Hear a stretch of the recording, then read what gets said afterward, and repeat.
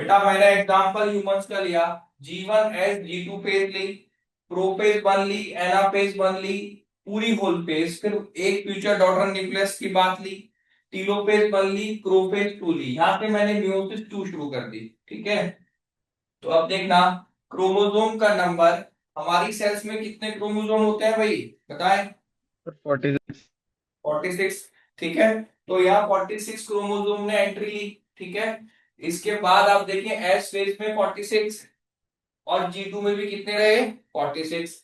Chromatid number की बात करें तो 46 ही क्रोमेटिड नंबर आएगा, क्योंकि मोनाड शेप के रहते हैं ना क्रोमोसोम G1 में।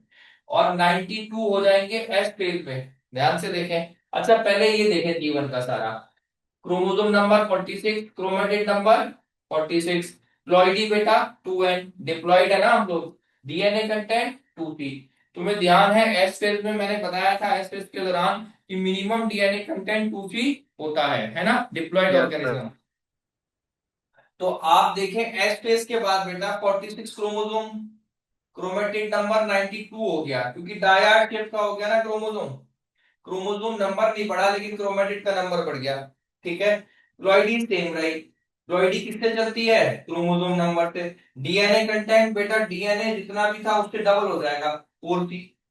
ठीक, G2 में सारी कहानी सेम रहेगी, 46, 92, डिप्लॉइड, 2n, 4c और दाया। अब आ जाओ मियोसिस शुरू हुई बेटा। अब मियोसिस की प्रोपेज पर यही सेम चीजें लेकर एंट्री हुई, 46, 92, 2n, 4c और दाया। अब अगर हम बात करें प्रोफेज में तो कोई दिक्कत नहीं है, एनाफेज की बात करें, एनाफेज में बेटा क्रोमोसोम, अगर पूरी फेज की बात करें, हम होल फेज की बात करें, तो अगर तुम्हें ध्यान है जब हम समझ रहे थे माइटोसिस, तो उसमें एनाफेज में क्रोमोसोम का नंबर डबल हो जाता है, ध्यान आ रहा है। लेकिन यस यहाँ सर। भाई, हाँ, उसमें सेंट्रोमियर स्प्लिट होता है ना, उसमें सेंट्रोमियर स्प्लिट होता है। अब इसमें सेंट्रोमियर स्प्लिट नहीं होगा तो एनाफेज में क्रोमोसोम का नंबर 46 ही रहेगा। ठीक, 46, 92, बेटा ploidy 2n, 4c DNA content और डायआरजे। अब ध्यान से देखेंगे, वन फ्यूचर न्यूक्लियस, बेटा एनाफेज क्रोमोसोम को हाफ हाफ बांटेगी, आधे ऊपर आधे नीचे। तो ऊपर वाले जितने भी क्रोमोसोम है वो एक न्यूक्लियस के, नीचे वाले जितने क्रोमोसोम है वो दूसरे न्यूक्लियस के। ठीक, तो अगर हम इस सेंस में देखें तो वन फ्यूचर न्यूक्लियस, ठीक, 46 से कितना हो गया बच्चों, 23, हाफ हो जाएगा कि नहीं।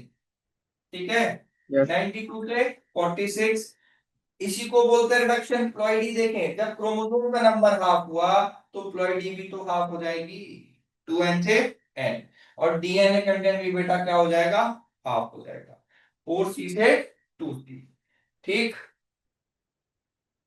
इसके बाद टीलोफेज, टीलोफेज में जो इसमें जाएगी कंटेंट वही एक डॉटर सेल में जाएगी टीलोफेज में, है ना। तो ये वन डॉटर सेल का है, 23, 46 एंड 2c दाया। अब यहां से मियोसिस टू शुरू हो गई बेटा।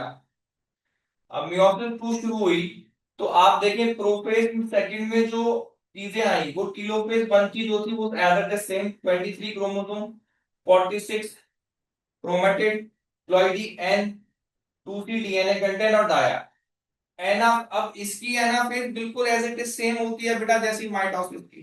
ठीक, तो इसमें आप देखिए यहाँ पर क्रोमोसोम नंबर 46 था। ठीक है, तो 46 तो 23 था, सॉरी 23 से कितना हो गया, 46।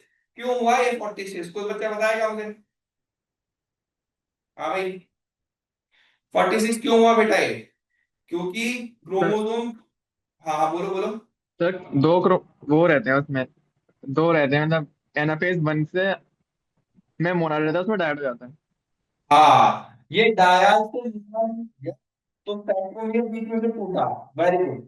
तो बेटा यहाँ हो गया 46, क्रोमेटिन का नंबर 46, तो बेटा जब नंबर ऑफ क्रोमोसोम बढ़ाया तो पॉइंट भी बढ़ा हो गया, 2n हो गई, n से 2n हो गई, और डीएनए कंटेंट 2p है।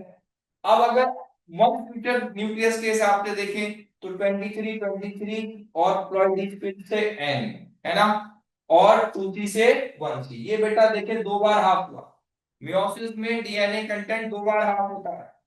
ठीक है, अब आगे देखें, लास्ट टीलोफेज में 23 23 एंड 1C।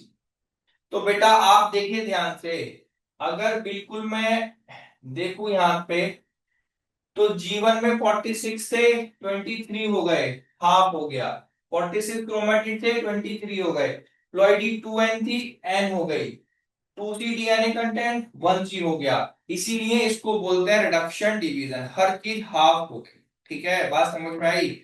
अगर G2 के कंपैरिजन में देखिए तो डीएनए कंटेंट 1/4 हुआ है, देखिए ध्यान से, G2 के कंपैरिजन में 4C से 1C। G1 के कंपैरिजन में हाफ हुआ है, 2C से 1C। G2 के कंपैरिजन में 1/4 हुआ है, देखिए।